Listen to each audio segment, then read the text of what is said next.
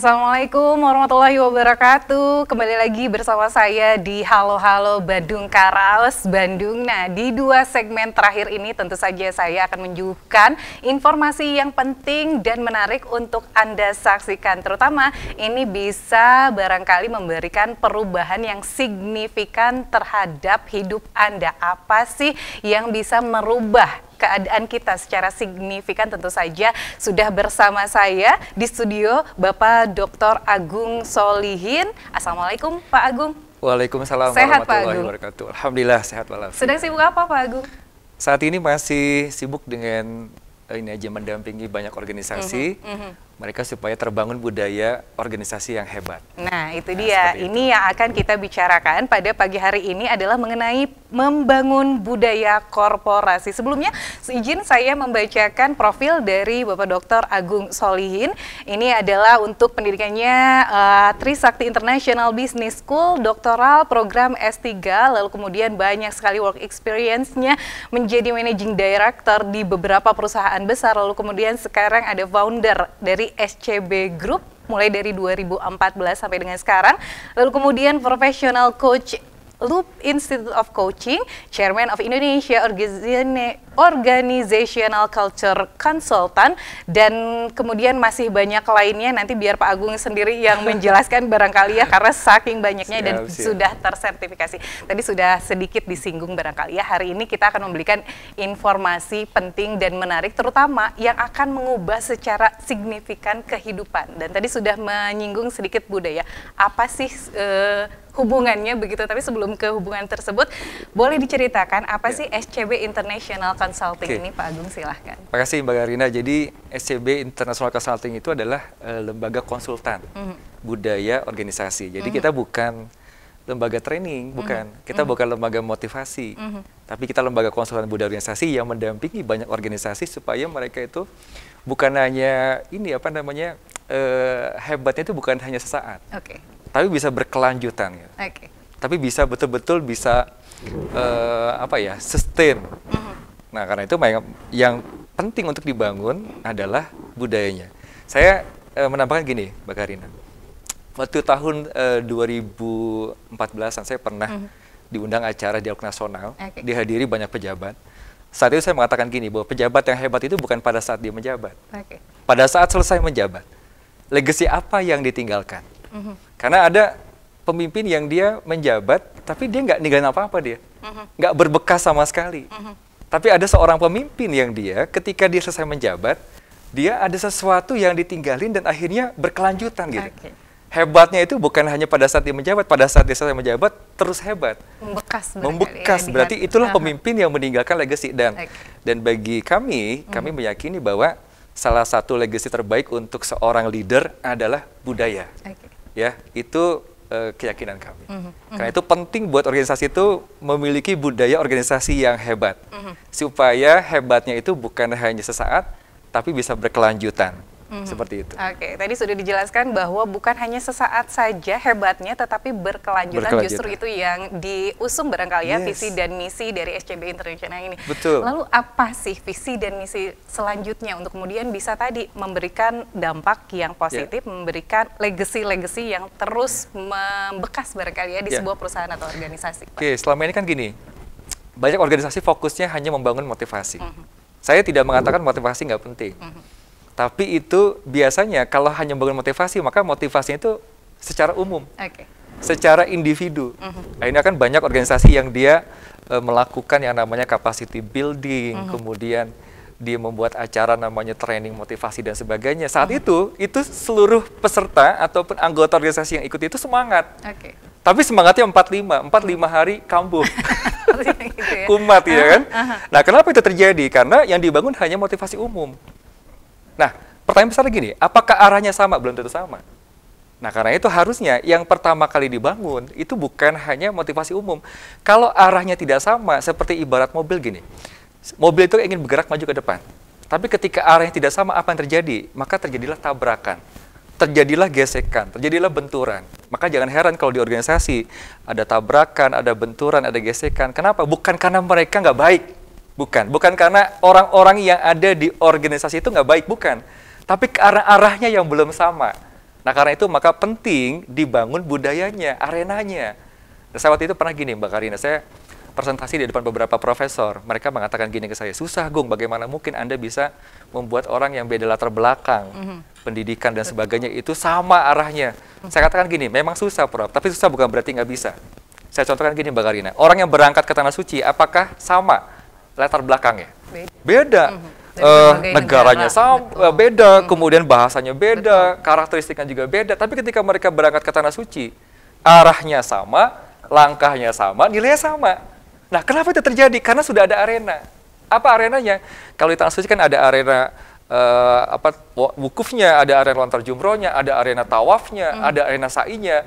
Ketika sudah ada arenanya, siapapun nanti jemaah haji yang datang, maka dia akan mengikuti arenanya. Dan yang menarik gini Mbak, ketika berganti pimpinan, berganti raja, siapapun pimpinannya, siapapun rajanya, tetap dia nggak akan mengubah arena. Oke, kan biasanya gitu ya Pak, Iya.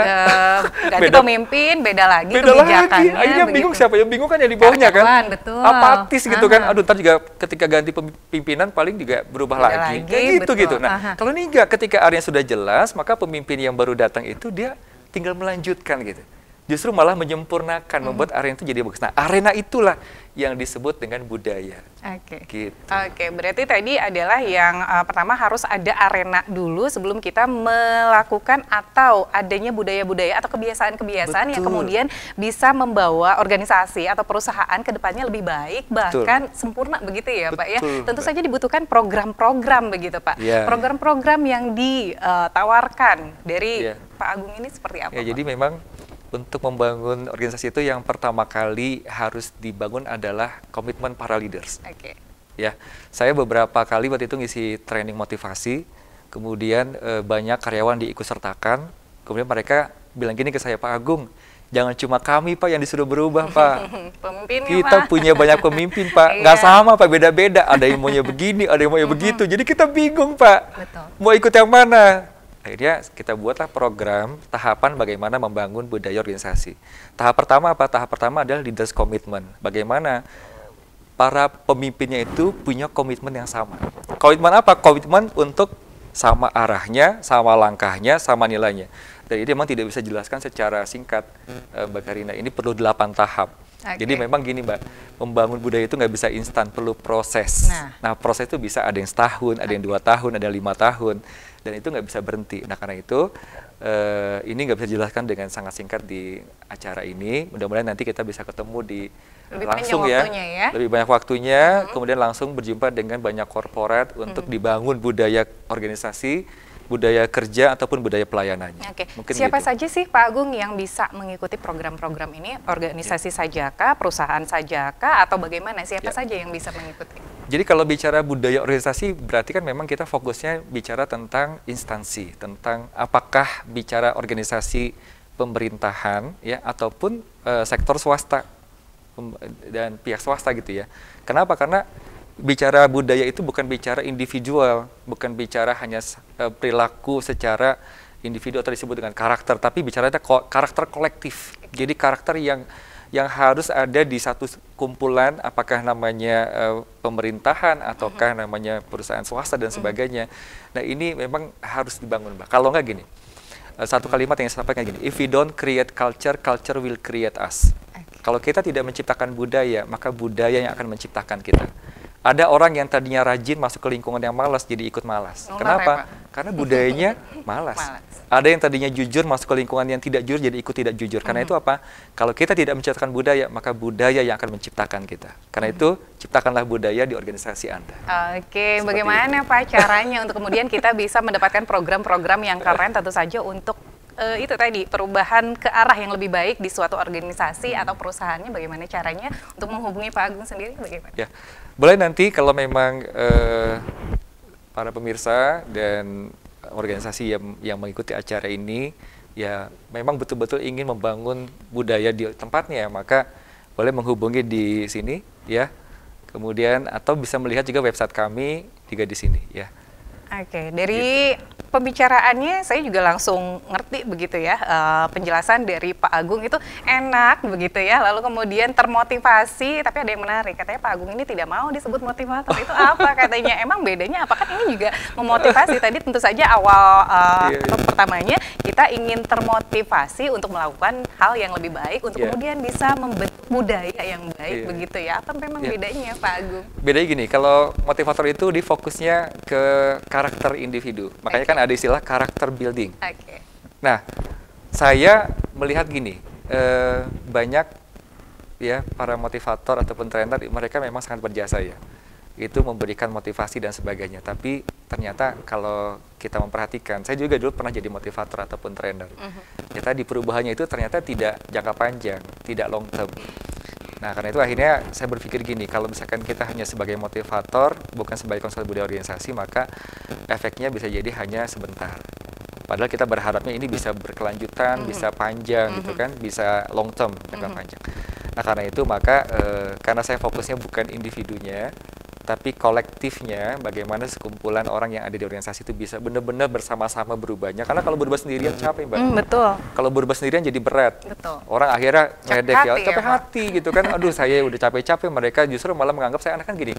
Zaman sekarang itu orang baik dianggap aneh, orang jujur dianggap aneh, betul nggak? Betul. Apalagi misalnya ada perubahan dari satu orang, lalu kemudian nanti jadi dibenci oleh orang lain. Betul. Justru malah jadi langka sekarang. Orang jujur itu jadi langka gitu. Nah, karena itu kalau misalkan kita ingin jujur, maka jujurlah secara berjamaah, jujurlah secara bersama-sama. Jadi jangan hanya jujur sendirian, tapi libatkan semua orang yang ada di lingkungan tersebut. Tapi dimulai dari siapa? Dari para leadersnya, dari para pimpinannya yang memberikan contoh terbaik untuk seluruh tim organisasi. Oke, ini mudah ya Pak ya, pendaftarannya dan lain sebagainya, ini semuanya bisa diakses dengan sangat mudah ya Pak ya? Nanti melalui Bandung TV dan lain sebagainya atau bagaimana Pak? Betul. Untuk Bisa, yang ingin menghubungi Pak Agung? Bisa melalui Bandung TV, bisa juga melihat website kita, tapi karena acara ini di acara Bandung TV, jadi fokus utamanya Bandung TV aja. Oke, nah itu dia ya, barangkali sudah ada sedikit gambaran apa sih pentingnya dibentuk budaya dalam suatu organisasi atau perusahaan. Tentu saja yang diharapkan adalah perubahan secara signifikan, bukan hanya sesaat atau tadi kalau kata Pak Agung, meminjam istilahnya Pak Agung, bukan hanya semangat 454, 5 hari sudah hilang, lalu ini untuk selamanya, bahkan semua yang diubah bukan hanya dari yang kecil udah besar dan lain sebagainya, seluruh elemen yang ada di organisasi dan perusahaan harus semua memiliki budaya yang baik itu. Biasanya berapa lama sih Pak membentuk karakter atau budaya yang baik setelah mengikuti pelatihan ini? Bedanya gini, kalau motivasi kita biasanya hit and run, habis training selesai tinggalin. Kalau bicara tentang membangun budaya itu biasanya kita ada 8 tahapan. Nah, kapan selesainya? Paling cepat bisa setahun. Kenapa setahun? Karena memang bangun budaya itu nggak bisa instan, ya. Jadi ada proses. Tapi kalau misalkan leadersnya nggak komit, bisa 5 tahun juga belum tentu berubah tuh. Jadi tergantung dengan tergantung komitmen para leaders. Gitu. Jadi paling cepat 1 tahun, paling cepat tapi itu pun seluruh elemen harus ikut bergerak ya. Betul. Baik, jadi nanti apa sih hubungannya antara budaya perusahaan yang dibentuk dengan adanya pelatihan-pelatihan yang diselenggarakan oleh Pak Agung dari SCB International ini, dan untuk kedepannya seperti apa nanti akan kita bicarakan lebih lanjut lagi, tapi setelah yang satu ini ya, tetap bersama kami di Halo Halo Bandung, Karaos Bandung.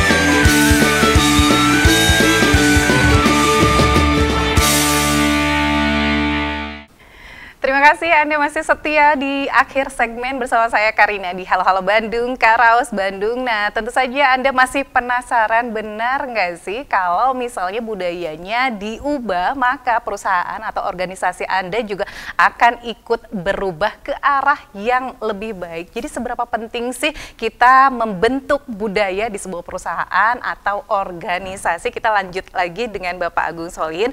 Nih, tadi sudah sedikit banyak membicarakan mengenai apa pentingnya budaya yang di-create oleh kita di sebuah organisasi dan perusahaan, lalu kemudian output apa yang diharapkan begitu ya Pak ya? Apa sih pentingnya, segitu pentingnya kah Pak Agung?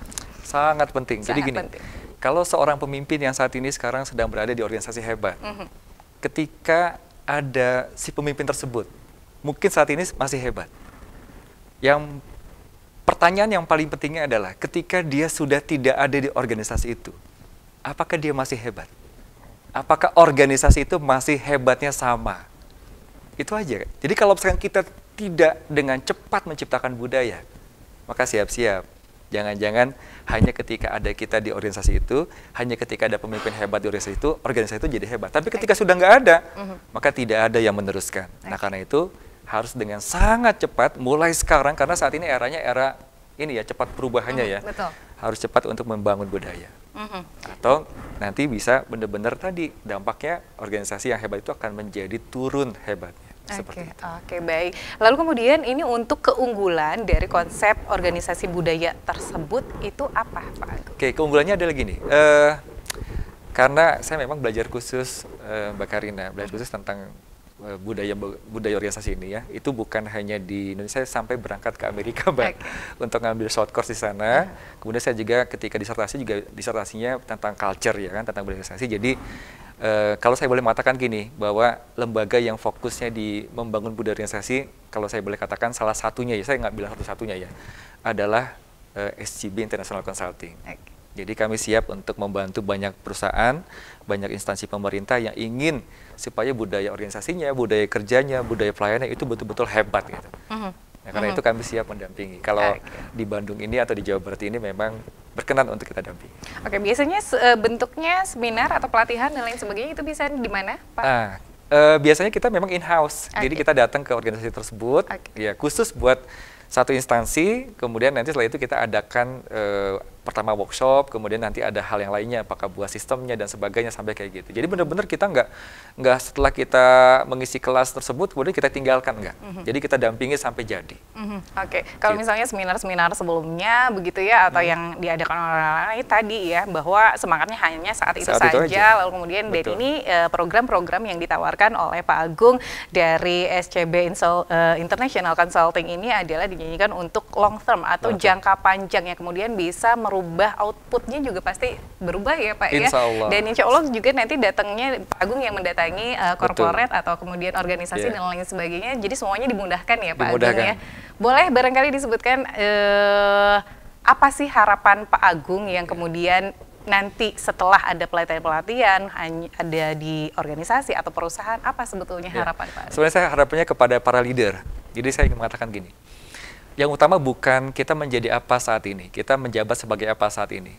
Tapi kita akan diingat, kita akan dikenang seperti apa nanti di akhir jabatan kita atau di akhir kehidupan kita.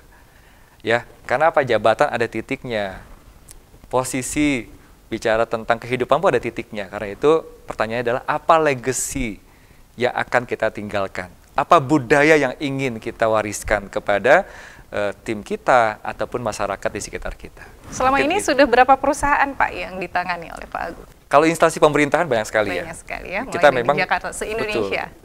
Saat ini gini, bedanya kita dengan motivasi adalah kalau kita itu nggak bisa langsung banyak organisasi. Kenapa? Karena kita dampingin Mbak Karina. Jadi kita satu dinas aja itu bisa 5 tahun belum selesai. Jadi karena kita membentuk budaya itu tadi membutuhkan proses yang lumayan lama. Makanya kita juga nggak banyak dikenal misalkan gini. SCB apa sih? Karena memang kita nggak tapi saya short banyak Pak. Saya itu salah satunya adalah tadi pionir di budaya perusahaan begitu. Alhamdulillah. Langsung banyak dikenal juga. Jadi itu hal-hal yang harapan dari Pak Agung dan tim untuk kemudian bisa membentuk barangkali budaya-budaya perusahaan, organisasi dan juga perusahaan yang lebih baik begitu ya. Baik, boleh silahkan di akhir acara ini beberapa menit ke depan untuk kesimpulannya Pak Agung. Ya, kesimpulannya jangan menunggu lama untuk kita membuat legacy ya, untuk kita meninggalkan legacy dari sekarang. Bagaimana komitmen para leadersnya itu dibangun supaya apa? Supaya nanti kita bisa jangka panjang suksesnya. Jadi bukan jangka pendek tapi jangka panjang. Dan ini harus melibatkan seluruh leaders. Jadi para leaders yuk sama-sama yuk berkumpul bersama bukan untuk kepentingan pribadi tapi untuk kepentingan organisasi, dan dampaknya pasti untuk siapa? Untuk banyak tim di organisasinya akan merasakan ya bagaimana suksesnya, bagaimana kesejahteraan juga akan meningkat dan sebagainya.